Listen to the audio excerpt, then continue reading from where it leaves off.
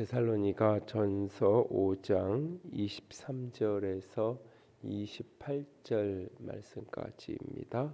다 함께 읽겠습니다. 평강의 하나님이 친히 너희를 온전히 거룩하게 하시고 온 영과 혼과 몸이 우리 주 예수 그리스도께서 강림하실 때에 흠없게 보존되기를 원하노라. 너희를 부르시는 이는 미쁘시니 그가 또한 이루시리라. 형제들아, 우리를 위하여 기도하라. 거룩하게 입맞춤으로 모든 형제에게 문안하라. 내가 주를 힘입어 너희를 명하노니 모든 형제에게 이 편지를 읽어주라. 우리 주 예수 그리스도의 은혜가 너희에게 있을지어다. 아멘. 평화를 노래하는 싱어솔라이터 홍승관의 신앙의 에세이를 담은 태초에 여백이 있었다라는 곳에서 그는 이런 고백을 합니다. 없이 계신 하나님이라는 제목의 글에서 그분은 없이 계십니다. 존재로 가둘 수 없는 분이 하나님입니다. 그래서 우리 곁에 머물다 떠나는 바람이 있어 합니다. 아니 계시면서 그득하신 분을 압니다. 바람이 없었다면 존재 너머의 존재를 몰랐을 겁니다. 그리하여 신자에게는 보이지 않고 잡을 수도 없고 소유할 수도 없는 바람이 가장 큰 유산이요 보물입니다. 하나님은 아니 계신 듯 보이지 않지만 항상 우리 곁에 그득하신 분입니다. 늘 언제나 늘 가까이 우리 곁에 계시는 하나님, 그 하나님을 오늘 사도 바울은 평강의 하나님이라고 고백하는 것을 봅니다. 모든 이 편지를 마치면서 마지막에 그는 다시 한번 하나님을 바라보고 하나님을 붙드는 것을 봅니다. 사실 이 데살로니가 전서는 바울의 하나님을 향한 기도, 교회로 인한 감사의 기도로 시작이 되어져서 이 마지막에 그 평강의 하나님, 평화의 하나님, 이 샬롬이라는 히브리어 원래 단어인데 이게 이제 관계적인 사람과의 관계 속에서 나올 때는 이것이 이제 그리고 외적인 여러 가지 모습으로 해석될 때는 이 평화, 화평 이렇게 또 번역이 되고 이것이 조금 더 내면적인 의미로 번역이 될 때 평강이라고 번역이 되어지는 단어입니다. 그래서 평강, 화평, 평화 다 이제 조금씩 우리말의 뉘앙스가 다른데 그 모든 것을 다 포괄한 그 평강, 화평, 평화 이 모든 것을 총체적으로 다 포함한 개념, 그것이 바로 샬롬이라는 표현. 우리말로는 이렇게 안녕하세요라고 할 때 그 안녕이라는 단어, 그것이 이제 이 평강, 평화라는 개념하고 가장 우리말로 가장 가까운 단어일 텐데요. 그 하나님을 바라보면서 그 하나님께 마지막으로 교회를 위탁하고 또 그 하나님의 은혜, 예수 그리스도로 말미암아 우리에게 부어지는 그 은혜로 교회를 축복하는 모습으로 오늘 편지가 마무리되어진 것을 보게 됩니다. 전혀 새로운 공동체, 하나님이 원하시는 그런 공동체는 은혜와 평강으로 가득한, 은혜와 평강이 넘쳐 흐르는 공동체입니다. 바울은 이 편지를 마지막으로 마무리하면서 다시 한번 어떻게 하면 교회가, 어떻게 하면 하나님의 사람들이 그 은혜 아래 머물 수 있으며 어떻게 하면 하나님의 사람들이 그 평강이 하나님께 온전히 붙들려 살아갈 수 있는가. 그래서 다른 말로 표현하면 은혜의 방편 또는 평강의 방편이라고 표현할 수 있는 마지막 권면을 마지막 인사말의 형식으로 하면서 편지를 마무리하는 것을 보게 됩니다. 오늘 우리 가운데 주 예수 그리스도의 은혜, 하나님의 평강이 가득하길 원한다면 먼저는 평강의 하나님께 서로를 위하여 기도하는 우리가 되어야 합니다. 이 데살로니가 전서는 기도로 시작이 되었습니다. 사도 바울이 이 데살로니가 교회 성도들에 대한 이야기를 듣고 그들을 위하여서 그들 때문에 감사하면서 그들을 기억하는 그 고백으로 시작이 돼서 그들이 바울의 편지나 바울의 말을 들을 때 사람의 말로 받지 않고 그것을 하나님의 말씀으로 받아들인 것을 인하여서 감사하고, 특별히 그 교회가 환난과 궁핍과 어려움 속에 있으면서도 믿음에 굳게 서 있는 그런 모습들로 인해서 바울이 감사하는 그런 감사의 고백으로 이렇게 이어지던 바울의 고백이 마지막에 이르러서는 그 평강이 하나님께 그 성도의 혼과 영과 마음, 몸을 하나님께 위탁하는 모습으로 마지막에 마무리되는데, 23절에 보면 너희 평강이 하나님이 친히 너희를 온전히 거룩하게 하시고 너희의 온 영과 혼과 몸이 우리 주 예수 그리스도께서 강림하실 때에 흠없게 보존되기를 원한다.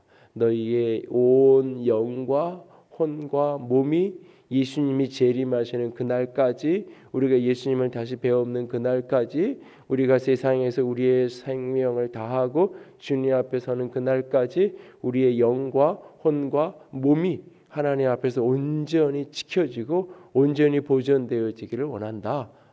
그렇게 하나님 앞에서 거룩하고 온전한 모습으로 하나님 앞에 설 수 있기를 원한다. 그것이 바울의 소원이면서 바울의 마지막 기도의 제목인 것을 보게 됩니다.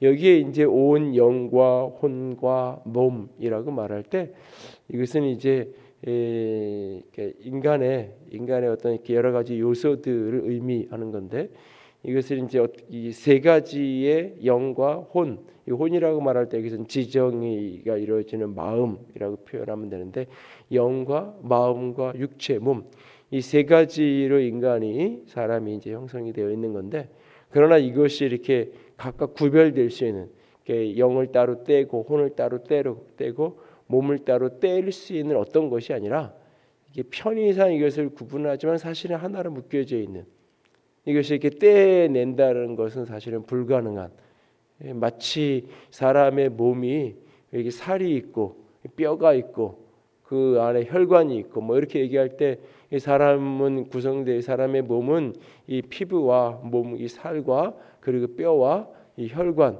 이렇게 구성되어 있습니다라고 말할 때 틀린 말이 아니죠. 그러나 그것이 이렇게 세 가지가 따로 뗄 수 있는, 살은 살대로, 뼈는 뼈대로, 혈관은 혈관대로 이렇게 떨어질 수 있는 어떤 게 아니에요. 이것이 떨어진다는 건 결국 사람이 존재 자체가 이미 무의미한 상태가 돼버린 거죠. 이미 그 죽은 상태, 무의미한 상태가 된 거예요. 이것이 함께 연합된 그런 구성 요소를 갖고 있지만, 이것은 이렇게 뗄 수 없는. 때로는 뼈에 좋은 것을 먹기도 하고, 때로는 피부에 살에 문제가 생겨서 그것을 이렇게 고치기도 하고, 혈관만 문제가 되니까 혈관 이렇게 확장하기도 하고, 혈관을 이렇게 인공적인 혈관을 넣기도 하고, 그렇게 각각의 어떤 것들을 치료하기도 하고, 또 그 건강하게 만들기 위해서 또 노력을 할 수도 있죠. 그러나 이것이 따로 떼어져서 어떻게 존재할 수 있는 어떤 것을 의미하는 건 아니에요. 그러니까 우리의 영과 혼, 마음과 육체, 몸도 마찬가지로 우리 한 사람의 전인을 구성하는 요소를 설명을 하는 것뿐이지, 이것이 이게 따로따로 떼어져서 영은 영대로, 혼은 혼대로, 그리고 이렇게 몸은 몸대로 따로 놀 수 있는 어떤 것을 의미하는 것은 결코 아니에요. 그리고 우리가 뼈가 건강하지 못하면 결국은 혈관도 문제가 생기고 서로 같이 이렇게 맞물려 있잖아요. 그래서 뼈가 좀 약해도 근육이 이렇게 탄탄하고 그러면은 좀 더 이렇게 건강할 수 있고, 뼈는 튼튼해도 근육이 다 문제가 돼 있었으면 되면 제대로 서 있지도 못하고 그렇게 되는 것처럼 같이 맞물려 있는 거죠. 영과 혼과 몸을 구분하기는 하지만 영만 건강하고 몸은 병들고 그렇지 않아요. 이 같이 맞물려 있어요. 사실은 몸이 병들고 힘들면 그 마음도 영도 같이 힘들어지기도 하고, 영이 건강하게 하나님 앞에 활성화되면 그것이 마음의 풍성함으로 오고, 마음이 평안하고 충만하면 몸도 자연스럽게 건강한 모습으로 가게 되고, 이것이 다 같이 이게 총체적으로 맞물려 있죠. 그러니까 바울은 이 총체적인 인간의 전인을 놓고 기도하고 있는 거예요. 우리는 때로 기도할 때 개인적인 필요, 육적인 필요 이런 거에 집중하든지, 어떤 사람은 또 지나치게 자기는 영적인 사람이라고 영적인 어떤 것만 기도하고 강조하든지, 요즘에는 또 이제 이 마음, 특별히 이제 마음의 위로, 뭐 평안 이런 것들이 굉장히 중요한 시대가 돼서 그런 책들이 대부분 이제 베스트셀러가 되고 그런 시대가 되었는데 그러다 보니까 마음의 어떤 것들을 중요하게 여기죠. 그러나 이것이 같이 전체적으로 맞물려 있기 때문에 우리가 기도한다고 할 때 그 중에 어느 하나의 부분을 기도하는 것이 아니라 신앙이니까 영적인 것만 중요해서 영적인 것만 그러면서 육적인 어떤 필요를 위해서 구하는 것들 이런 것들은 굉장히 속된 것이고 굉장히 이렇게 뭐 타락한 신앙인의 태도고 전혀 그렇지 않아요. 오늘 그 모든 것들이 하나님 앞에서 온전케 되어 있어요. 그 모든 것들이 하나님 앞에서 풍성하고 그 모든 차원에서 전인 이 마음과 영혼과 육체의 우리의 삶의 전 총체적인 차원이 하나님 앞에서 거룩하고 흠없이 온전하게 서기를 바울이 기도하고 있어요. 그리고 동시에 바울이 형제들아 우리를 위해서 기도하라. 그러니까 바울이 그렇게 너희가 그렇게 되기를 원한다. 너희의 영과 혼과 몸이 하나님 앞에서 예수 그리스도 재림하시는 그날까지 흠없이 온전히 거룩하게 지켜지고 보존되기를 원한다. 내가 그렇게 소원하고 있고 내가 그런 소원을 가지고 늘 기도하고 하나님이 그렇게 이루어지시기를 원한다. 그리고는 바로 이어서 형제들아 우리를 위해서 기도해 달라라고 이야기하고 있어요. 그랬을 때 그 기도해 주기 원하는 기도의 제목, 기도의 내용들 오늘 본문 속에서 구체적인 내용들의 리스트를 말하고 있지 않지만 이 문맥 속에서 이 편지를 읽는 사람들 입장에서는 바울에서 기도한다고 할 때 어떤 기도를 해야 될까요? 그의 영과 혼과 몸을 위해서 그의 영혼의 전인을 위해서 그를 위해서 자연스럽게 기도해야 되겠죠. 마찬가지로 우리가 하나님 앞에서 은혜와 평강이 이루는 공동체를 이루어가기 위해서는 첫 번째로 필요한 게 서로를 위해서 기도하는 공동체가 되어지는 거예요. 서로를 위해서 기도하고 기도를 부탁할 줄 알고. 저는 어렸을 때 다녔던 교회 목사님이 이렇게 무슨 기도회를 하든지 제일 먼저 기도회 사회자가 뭐 전사님이 하든 뭐 이렇게 집사님이 하든 뭐 이렇게 여성교회 회장들이 돌아가면서 이 기도 철야 기도회 설교 끝나고 뒤에 이제 기도회를 인도하고 뭐 이런 적도 있는데 무슨 기도를 하든지 이렇게 제목을 주고 5분 기도하고 제목 주고 5분 기도하고 이런 식으로 기도회를 1시간씩 뭐 이렇게 하고 그랬는데 그럴 때면 꼭 제일 먼저 해야 되는 게 담임 목사님을 위해서 기도하는 거였어요. 어린 시절에 이렇게 보고 뭐 저걸 저렇게 맨날 꼭 시키나 그랬는데 어느 날 나중에 보니까 그렇게 그걸 빼먹고 안 한 전사님이 계셨는데 목사님한테 혼났다 그러더라고요. 혼내기까지 하시네 그런 적이 있어요. 그런데 이렇게 세월이 흐르면서 제가 느끼는 거는 그게 본인만 위하라고 하는 게 아니라 그게 자기 한계를 아는 자신에게 기도가 얼마나 절실하게 필요한지를 아는 평생을 기도로 목회하셨던 뭐 성경 공부하고 뭐 이런 거 별로 좋아하지 않으셨고 다 기도로 목회를 하셨고 기도하기 원하셨고 본인이 기도하셨고 그렇게 사셨던 분이어서 기도가 얼마나 중요하고 절실한지 아시기 때문에 저렇게 하셨던 거구나라는 것을 세월이 한참을 지나서 목회를 한참 하고 나서 어느 날에야 문득 그 모습이 이렇게 떠오르면서 이렇게 깨달아졌던 기억이 있는데요. 바울이 바울 서신을 쭉 보면 거의 모든 편지의 시작은 그 편지를 받는 수신자들을 위한 기도로 시작해서 편지의 마무리는 자신을 위해서 기도해 달라고 하는 기도의 부탁으로 편지가 끝나고 있는 것을 보게 되죠. 바울과 같은 하나님 앞에 그렇게 기도하고 그런 능력 있고 그런 사람에도 불구하고 늘 자신을 위해서 기도해 달라고 이야기하고 있어요. 오늘 우리 안에 진정 예수 그리스도의 은혜가 흐르고 하나님의 평강이 가득한 평강이 하나님의 역사가 충만한 은혜와 평강이 넘쳐나는 공동체 그런 가정 그런 우리 자신이 되기 원한다면 우리는 늘 서로를 위하여 평강이 하나님께 기도할 수 있어야 돼요. 특별히 그 기도가 어떤 특정한 필요 특정한 부분만을 위한 한 곳에 편향된 그런 기도가 아니라 전인을 위한 기도. 그가 하나님 앞에서 온전한 자로 특별히 혼과 영과 몸이 그의 전인이 하나님 앞에서 온전한 자로 설 수 있기를 위해서 기도할 수 있어야 할 것입니다. 오늘 사도는 바로 그 기도를 나를 위해서 우리를 위해서 해달라고 부탁하고 있어요. 오늘 우리가 그렇게 오늘 이렇게 3주간의 새벽 기도가 오늘 마치게 되지만 깨어서 끊임없이 하나님 앞에 우리가 그렇게 기도하는 우리가 될 수 있기 원합니다. 자신을 위해서뿐만 아니라 서로를 위해서 기도하고 또 그렇게 기도를 부탁하고 함께 나아갈 수 있는, 특별히 우리 자신의 서로의 온전함을 위해서 기도할 수 있기 원합니다. 또 하나 필요한 것은 두 번째로 26절에 보면 거룩하게 입맞춤으로 모든 형제에게 문안하라라고 말하고 있어요. 이것은 형제들에게 서로에게 사랑과 존경을 표현하는 서로가 되라라고 말하고 있어요. 공동체로 함께 살아가는 우리들이 서로가 서로에 대한 사랑을, 서로가 서로에 대한 따뜻함을 그렇게 표현하는 자들이 되라라고 이야기하는 겁니다.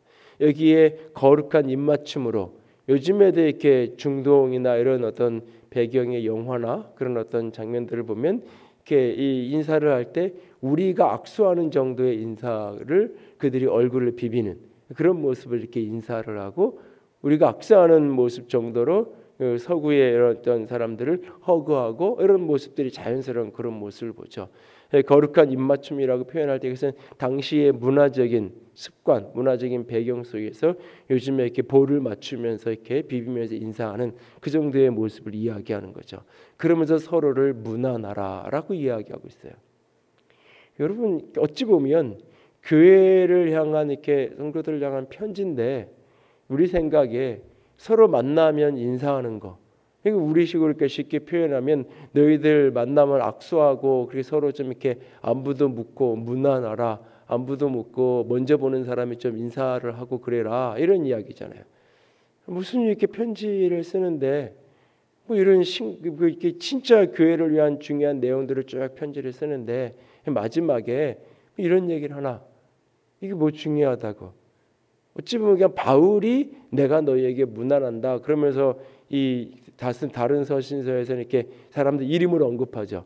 로마서에는 로마에 있었던 인물들, 골로새서에는 골로새 교회 어떤 인물, 그래서 누구 이름을 지적하면서 그런 사람들에게 내가 문안한다, 내 자신의 바울의 어떤 마음을 이렇게 써주는, 그렇게 이름을 기록할 때 그 똑같은 편지를 읽어도 그 편지 안에 내 이름이 딱 바울이 나를 기억하고 나에게 문안한다고 얘기할 때 느낌이 다르잖아요. 그렇게 하는 건 이해가 되는데 그 편지를 받는 사람들에게 너희들끼리 서로 악수하고 너희들끼리 서로 좀 인사 좀 하고 그러고 지내라. 이게 싸운 아이들, 두 아이가 막 싸워가지고 저 얼굴도 쳐다보지 않고 막 그런 아이들이 있으면 화해시키려고 불러다 놓고 엄마나 선생님이 야단치고 둘이 다 잘못했다고 이야기하게 하고, 그러기 서로 손잡아 악수해, 그리고 서로 이렇게 끌어안아, 그리고 서로 이렇게 뭐 미안하다 그러고 이제 잘 지내. 그러면 애들이 뭐 이렇게 서로 좀 쳐다보다가 삐죽삐죽 하다가 이제 같이 끌어안고 웃고 뭐 그러고 또 나가서 금방 놀고, 마치 싸운 애들을 그렇게 화해시키는 것처럼 마지막에 이런 이야기를 하고 있어요.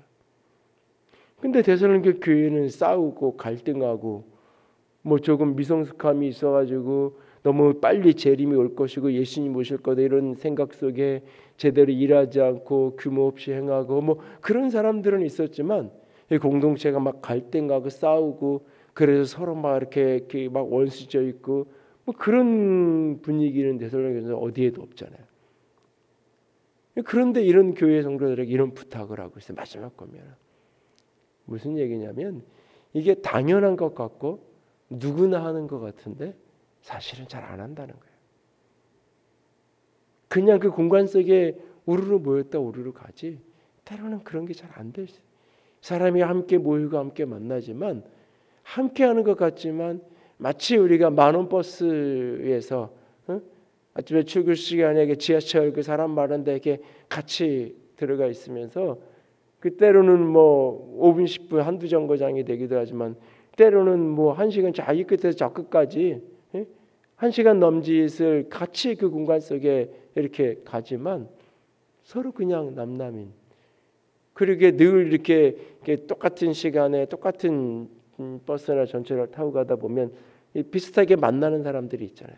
그 시간대에 늘 이렇게 자주 만나는 그 자리에서 타고 비슷한 곳에서 내리는. 그래서 몇 주 이렇게 얼마 지나가 저 사람 어디 종로에서 내리는데 그러면 이렇게 종로에서 내리고 이런 경우도 분명히 있잖아요. 저 사람 아는 사람이야. 여기 전철 타고 출퇴근하는 사람이고 아마 이 동네 어디 여기서 타는 거 보니까 이 동네 어디서 사는 것 같아. 저 사람은 종로에서 내려. 그런데 이름도 그 사람하고 이야기해봤는지 몰라. 때로는 그 같이 전철을 타가면서 수년을 그렇게 다니면서 그 사람도 나를 하고 나도 그 사람을 아는데 모르는. 마치 교회 안의 성도들이 때로는 그럴 수 있죠. 저 사람 하늘교회 다니는 사람이야. 저 사람 우리 교회 사람이야. 근데 몰라. 아는데 모르는. 아는데 모르는. 아는데 모르는. 때로는 그들에게 거룩한 입맞춤으로 입맞추고 서로 무난하라. 이 이야기는 우리가 서로가 요즘에는 이 거르두기라는 말이 사실은 별로 우리가 친숙하지 않던 말이고 별로 좋아하지 않던 말이잖아요. 그리고 비대면 언택들은 사실은 족보 없는 말이라 저는 의도적으로 제가 잘 안 쓰는데 이게 언택트라고 외국 사람한테 이야기하면 못 알아들어요. 영어도 아닌 말이거든요. 말 전형적인 콩글리시. 예. 근데 이 말이 굉장히 이렇게 고상한 언어, 배운 사람, 똑똑한 사람들이 하는 말처럼 오해가 돼서 그냥 단순하게 그냥 누구나 알아들을 수 있는 말을 쓰는 게 낫겠다 싶어서 거의 안 쓰는데 어쨌든 사람을 이렇게 얼굴과 얼굴을 맞대어 보고 이게 자연스러운 건데 할 수만 있으면 멀리 떨어져야 되고 이런 식의 모습이 되는 그런 시대가 되었고 그런 어려움이 우리에게 있죠. 그럼에도 불구하고 혹시 지난 주일날 예배당에 나와서 예배 드리셨으면 옆에 누가 앉았는지를 기억하시나요?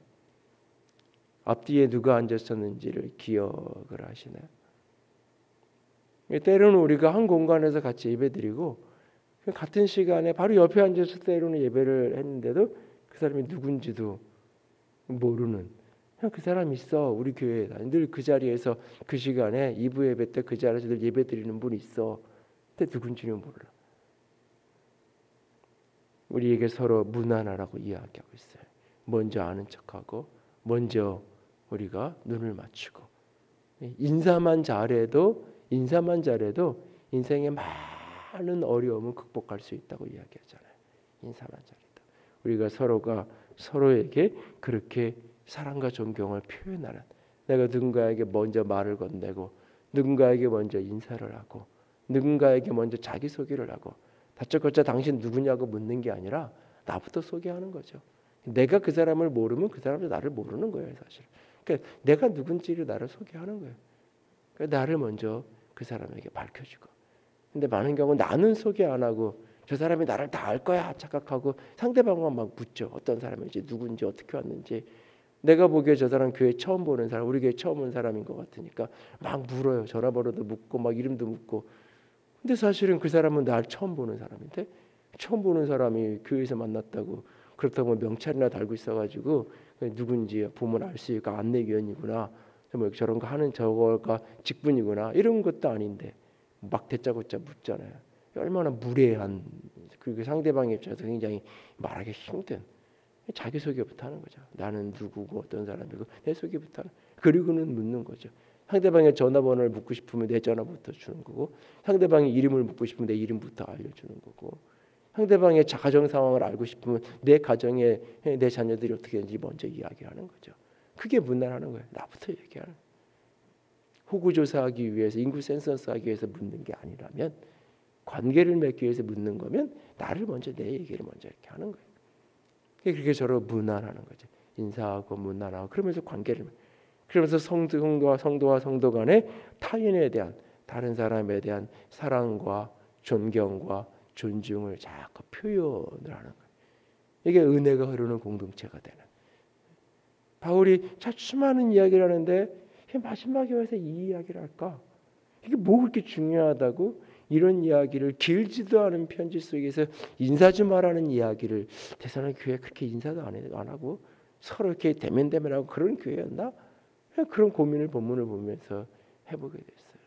그게 아니라 이게 얼마나 중요한지 단순한 것 같고 아무것도 아닌 것 같고 그냥 당연히 하는 것 같은데 이게 결국은 관계를 만들고 공동체를 풍성하게 하는 굉장히 중요한 요소라는 거예요.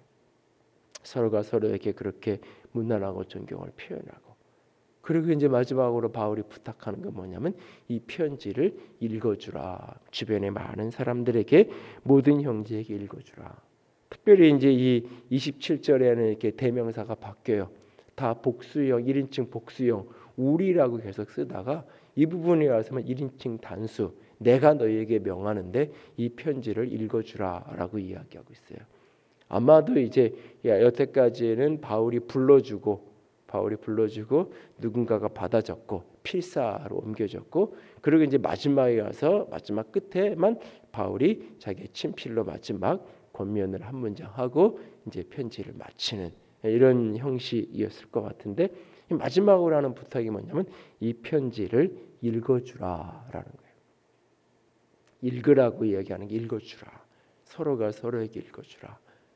오늘 이 편지라고 표현했지만 이것은 우리에게는 말씀을 이야기하는 거잖아요. 성경을 이야기하잖아요. 지금 편지를 다 읽었어요. 예살렘에 다 읽었어요. 근데 또 이제 와서 편지 다 읽었는데 마지막에 읽어주라 이 이야기를 하고 있어요. 말씀을 같이 나누라라는 이야기죠. 말씀을 같이 묵상하고 말씀을 같이 읽고 같이 나누는 이 말씀이 끊임없이 우리 속에 내면화되어지고, 말씀 속에서 자신을 성찰하고 말씀이 자기 것이 되도록 해라. 이런 이야기를 하고 있는 거죠. 말씀을 끊임없이 나누는. 바울이 사도행전 20장을 보면 에베소 교회를 떠나면서 바울이 예루살렘으로 가요. 예루살렘으로 가는 그 여정은 죽을 수도 있는 여정이에요.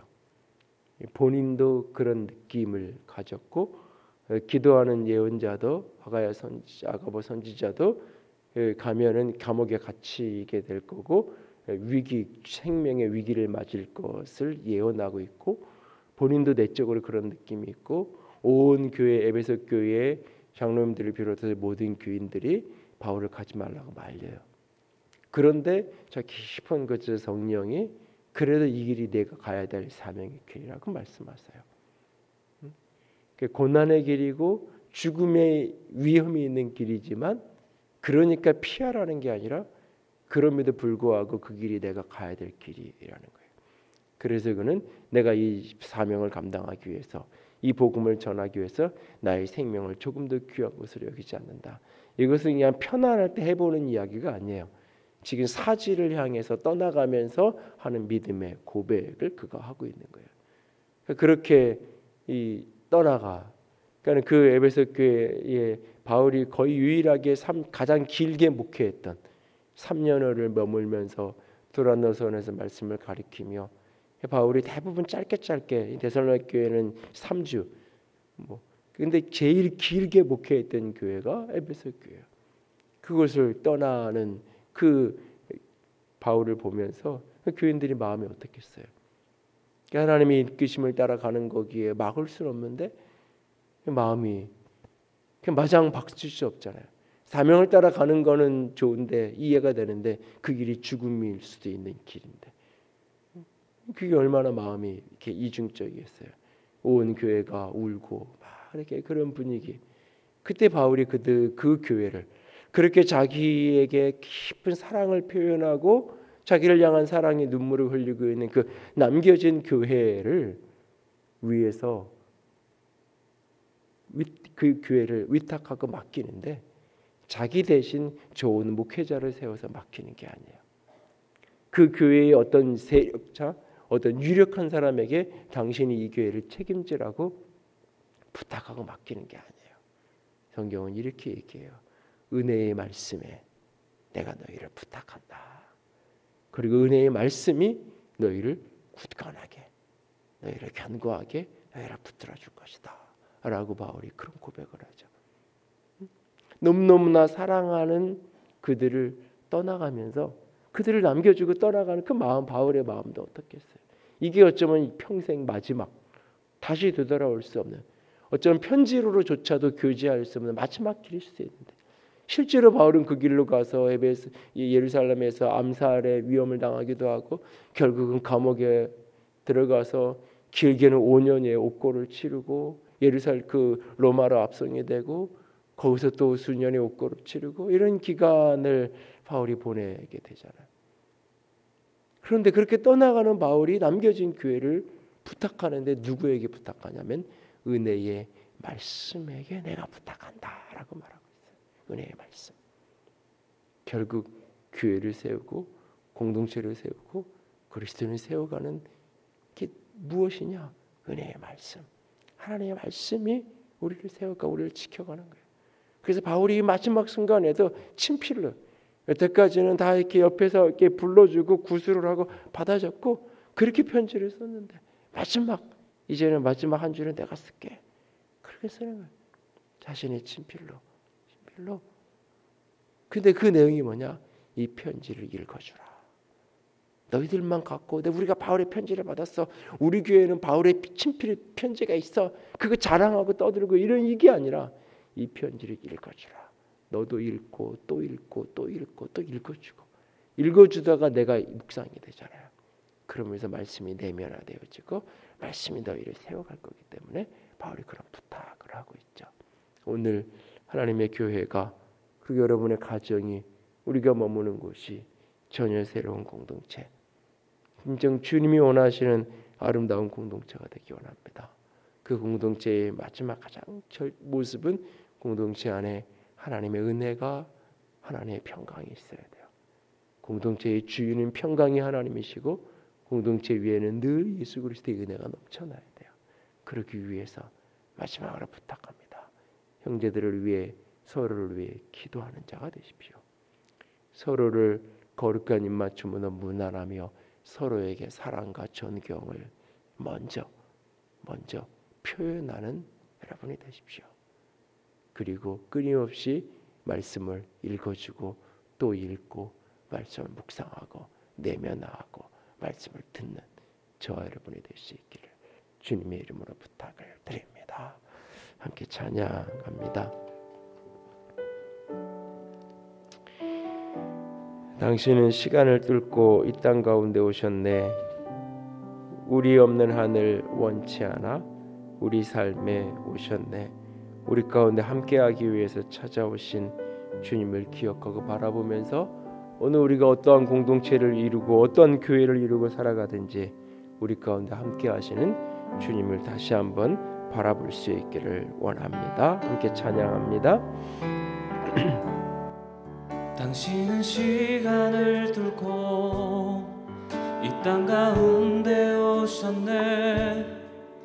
우리 없는 하늘 원치 않아 우리 삶에 오셨네. 자신의 평안 버리고 우리에게 평안 주셨네. 가장 낮은 자의 모습으로 우리 삶에 오셨네. 하나님 우리와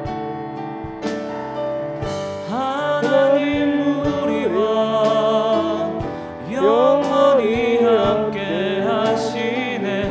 꿈 없는 우리에게 그 나라 보여주시네.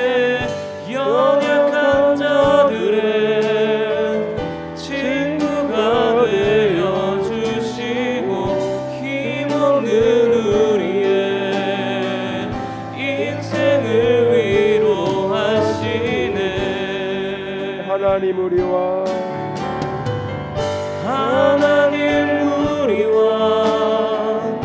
영원히 함께 하시네. 꿈 없는 우리에게 그 나라 보여주시네. 연약한 자들의 친구가 되어주시고 힘없는 우리의 인생을 위로하시네. 이 시간 함께 기도합니다. 우리 가운데 함께 하시고 연약한 우리의 친구가 되어주기 위해서 우리 가운데 오신 주님, 우리도 그렇게 서로에게 친구가 되게 하시고 우리도 그렇게 서로를 함께하는 아름다운 주의 사람들 되게 하여 주시옵소서. 함께 기도합니다. 사랑이